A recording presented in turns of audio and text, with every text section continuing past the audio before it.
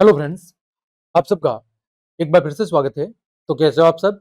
I hope आप सब अच्छे होंगे और आप सबकी पढ़ाई भी अच्छी चल रही होगी। तो आज की इस क्लास में हम कक्षा 6 और 7 गणित विषय की वर्कबुक के कार्यपत्रक 16 को हल करना सीखेंगे, जिसमें हम सीखेंगे भिन्न संख्याओं की तुलना करना और आरोही और अवरोही क्रम की समझ विकसित कर पाना कि भिन्नों की तुलना कैसे करते हैं और फिर भिन्नों को आरोही क्रम यानी कि छोटे से बड़े की ओर, छोटे से बड़े की ओर और अवरोही क्रम होता है बड़े से छोटे की ओर, बड़े से छोटे की ओर। तो देखें, पहला प्रश्न है, दी गई भिन्नों में से सबसे बड़ी भिन्न पर आपको क्या करना है? घेरा करना है। यहां पर देखो 3/2, 1/2 और 5/2। यहां पर आप ध्यान से देखोगे तो सबके हर बराबर हैं। देखो 2, 2 और 2। और जब हर समान होता है, हर समान होने पर अंश देखा जाता है। इसको देखा जाता है, अंश देखा जाता है। जिसका अंश बड़ा होगा वो भिन्न बड़ी होगी। तो देखो सबसे बड़ा अंश कौन सा है? 5 है, तो सबसे बड़ी भिन्न होगी 5/2।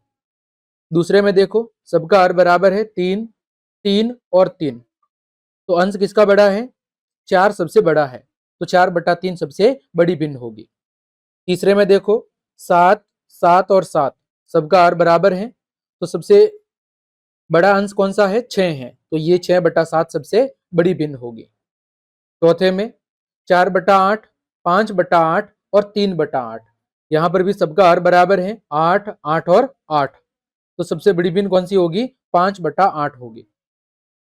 पांचवा देखो 1/6, 5/6 और 3/6। तो सबसे बड़ी कौन सी होगी? 5/6, क्योंकि सबके हर बराबर है 6, 6 और 6। तो हर बराबर होने पर हम अंश देखते हैं, जिसका अंश बड़ा होगा वो बड़ी होगी। छठा में देखो सबका हर बराबर है 4, 4 और 4। तो जिसका अंश बड़ा होगा वो सबसे बड़ी होगी, तो 5/4 सबसे बड़ी होगी।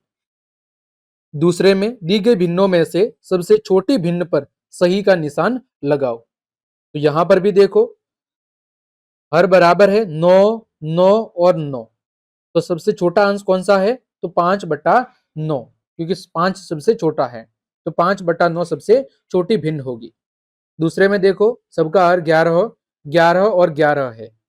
तो सबसे छोटा अंश कौन सा है? 2 है, तो भिन्न सबसे छोटी 2/11। तीसरे में 1/5, 7/5 और 5/5। तो सबसे छोटा अंश किसका है? 1 का, तो 1/5 सबसे छोटी भिन्न है। चौथे में देखो 10, 10 और 10 सबका हर बराबर है, तो सबसे छोटी भिन्न होगी 3/10। पांचवें में देखो सबका हर बराबर है 7, 7 और 7। तो सबसे छोटी भिन्न कौन सी होगी? 5/7। छठा देखो 5/6, 7/6 और 11/6 सबका हर बराबर है, तो सबसे छोटी भिन्न होगी 5/6। तीसरा, दी गई भिन्नों को घटते क्रम में, कौन से क्रम में? घटते हुए क्रम में, यानी कि अवरोही क्रम में। देखो पहला 3/5, 1/5 और 4/5। अवरोही क्रम क्या होता है? बड़े से छोटे की ओर, बड़े से छोटे की ओर, बड़े से छोटे की ओर। देखो सबसे बड़ी कौन सी है? सबसे बड़ी होगी 4/5।